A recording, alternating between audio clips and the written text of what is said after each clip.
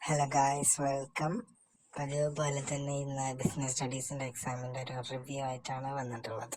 എക്സാമിനെ കുറിച്ച് പറയുകയാണെങ്കിൽ exam is very difficult എന്ന് വെച്ചാൽ വൺ വേർഡ്സ് ഒന്നും അത്ര വലിയ പ്രശ്നമില്ല. 2 മാർക്കും വലിയ കുഴപ്പം. 2 മാർക്ക് ചെറിയ ചെറിയ പ്രശ്നങ്ങളൊക്കെ ഉണ്ട്, എന്നാലും നമുക്ക് അഡ്ജസ്റ്റ് ചെയ്ത് എഴുതാൻ പറ്റുന്ന രീതിയിലുള്ളതൊക്കെ ആയിരുന്നു 2 മാർക്ക്. തന്നെ ഇതുവരെ കാണാത്ത ക്വസ്റ്റ്യൻസ് ഒക്കെയാണ് അധികം ഉണ്ടായിരുന്നത്. 2 മാർക്കിൽ ഒരു ക്വസ്റ്റ്യൻ, അതായത് 11ാമത്തെ ക്വസ്റ്റ്യൻ കോർഡിനേഷനെ പറ്റിയിട്ട്. സാധാരണ coordination is the essence of management എന്ന് പറഞ്ഞിട്ട് കമൻറ്റ് ചെയ്യാനാണ് ക്വസ്റ്റ്യൻ വരാറ്. പക്ഷേ ഇപ്പോൾ identify the state that force that binds all the other functions of management. അങ്ങനെ എന്തായിരുന്നു ആദ്യം മനസ്സിലാകാൻ കുറച്ച് ബുദ്ധിമുട്ടുണ്ടായി, പക്ഷെ പിന്നെ അത് കോർഡിനേഷനാണെന്ന് എനിക്ക് മനസ്സിലായി. 2 മാർക്കിനുള്ള അധികം ചോദ്യങ്ങളും ഈ കമൻറ്റ് ക്വസ്റ്റ്യൻസ് ആയിരുന്നു.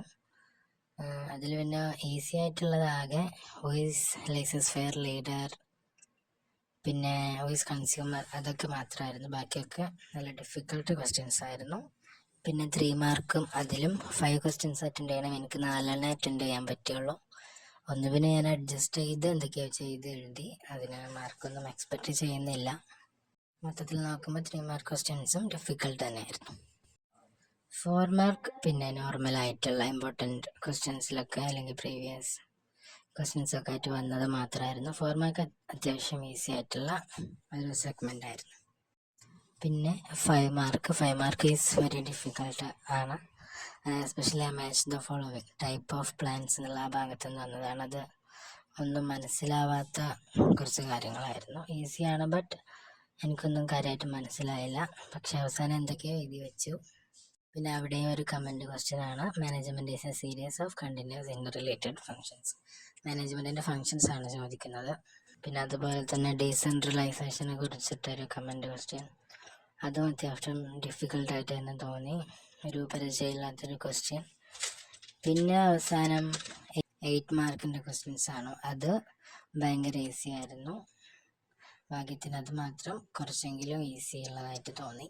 പിന്നെ മറ്റൊരു കാര്യം പറയുകയാണെങ്കിൽ എക്സാമിന് ടൈം മാനേജ്മെൻറ്റും ഭയങ്കര ബുദ്ധിമുട്ട് തന്നെയായിരുന്നു. സമയം ഭയങ്കര കുറവായിട്ടുള്ള പോലെ തോന്നി. അപ്പോൾ ആ ഒരു പ്രശ്നം കൂടി ഉണ്ട്. മൊത്തത്തിൽ എക്സാം ഈസ് വെരി ഡിഫിക്കൽട്ട്. അതുകൊണ്ട് തന്നെ ഇനി A+ ഒന്നും എക്സ്പെക്റ്റ് ചെയ്യുന്നില്ല. ഒരു A+ ഉണ്ടാവുകയാണെങ്കിൽ തന്നെ ഒരു ജസ്റ്റ് 180 സംതിങ് ഒക്കെ ഉണ്ടാവുള്ളൂ. അപ്പോൾ നിങ്ങളുടെ എക്സ്പീരിയൻസ് എന്തൊക്കെയാണ് എന്ന് ഒന്ന് ഷെയർ ചെയ്യുക.